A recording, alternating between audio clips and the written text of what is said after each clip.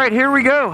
Everybody is always asking, is the 250 a good beginner bike? And I'm not only going to answer the question of is the 250 a good bike, I'm going to take it for a ride to see. Let you guys know exactly what I think about it.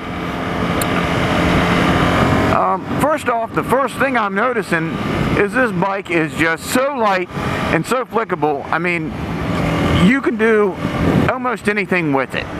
The one thing that I've noticed when you go online though, when you look for 250s, is the majority of them have been down. Is that because a lot of beginners buy them? Or is that because they're overconfidence inspiring? Because I can tell you right now that compared to a bigger bike, this bike just feels like it's on rails. Like you can just throw it anywhere around these turns. And they do have smaller tires, so even though they feel like you can push them really hard around the turn, I don't know if that's necessarily the case, and that may be why people are wrecking them. But if you're a beginner, you really shouldn't be pushing hard around the turns anyway. That's kind of a personal preference thing where you probably shouldn't be doing it. But power-wise, I can tell you, they're definitely a bike that you can make a couple mistakes with the throttle and you don't have to worry about it. You're not going to twist the throttle and the bike stand up and throw you off the back. That's just not going to happen. Let me twist the throttle here. That's wide open. And nothing happened.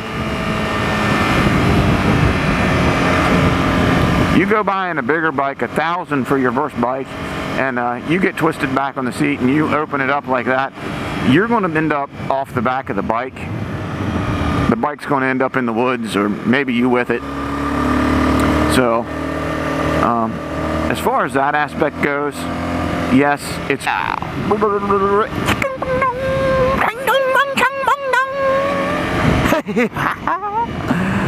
Me no know. Me no know what you tell me no know. Freaking neat. Why does my glove feel funny? I don't like it. It feels like there's a bug on it. I actually did start out myself on one of these. Not a CBR. This is a CBR 250. I started out on the Ninja 250. On the Ninja. And it was a long time ago. But you don't really know what you're lacking in power when you're starting out. You just think you got a bike and you're loving it. So I definitely would consider a 250 for a beginner bike.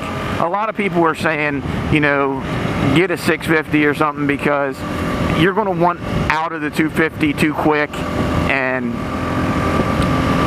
you're going to want more power as soon as you learn how to ride it. Well, here's the thing about the 250. This is the other thing I've noticed by looking online. There are so many people buying 250s that if you get a decent price, I probably wouldn't go out and buy a new one. If you're getting it as a beginner bike, get yourself one that's a year or two old that someone hasn't wrecked.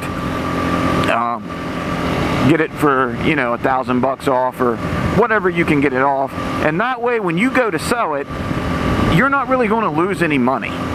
Because as long as you don't wreck it, buy one that hasn't been wrecked, and if you yourself don't wreck it, you're going to be able to trade that bike back in, sell it, and get another bike, and you're going to lose hundreds maybe, if you lose hundreds. If you get a good deal, you may gain a couple $100s to put towards your new bike. That's the other nice thing about these bikes is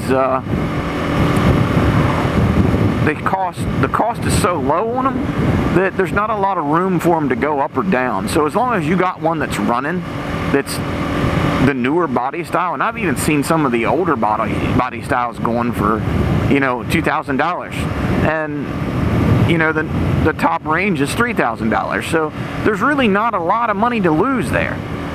You get your bike and ride it until you want a different one, and then sell it and get the different one.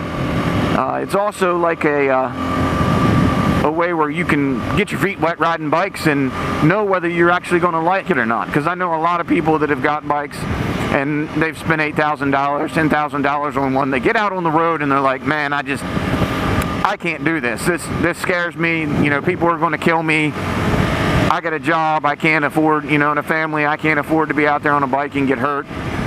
You know, some people feel that way about it, and if you had a 250, you're going to lose a couple $100, whereas if you went the way of getting 1,000 or 600, you're probably going to lose $1,000 or $2,000, depending on how much you paid for it and how new it is, and where you're at in the year when you decide that you're going to sell it.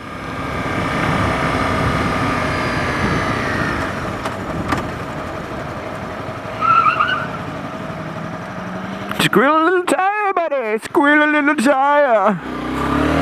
And whatever that thing was, I don't know what it was.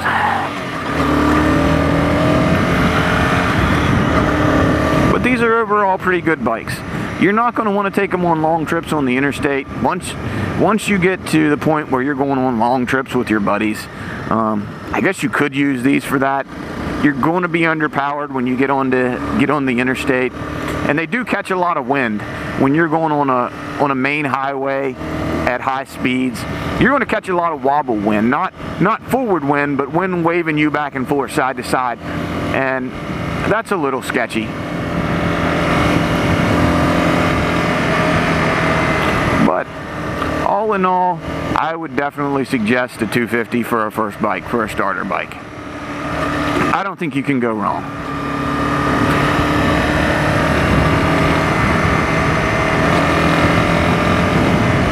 And now you even have the 300s, which most companies are making now. To me, I don't know that the extra 50 cc's is going to make that big of a power difference when I'm looking for a beginner bike. That, if I'm looking to use it as a beginner bike, get this bike, ride it a little bit, and then trade it back in, I don't think that I would really consider the extra 50 cc's worth all the extra money that you're going to pay to get the newer 300 cc bikes. When they come down here in a year or so, yeah, sure, I would go with them. But right now, the 300s are like top of the mark on price, and they're just a little bit steep for me for a smaller bike. I mean, you're right at the price range where you can throw another 1,000 at it and you can get yourself a 650. So that's my thoughts on that. Thanks for watching, and subscribe. See you later.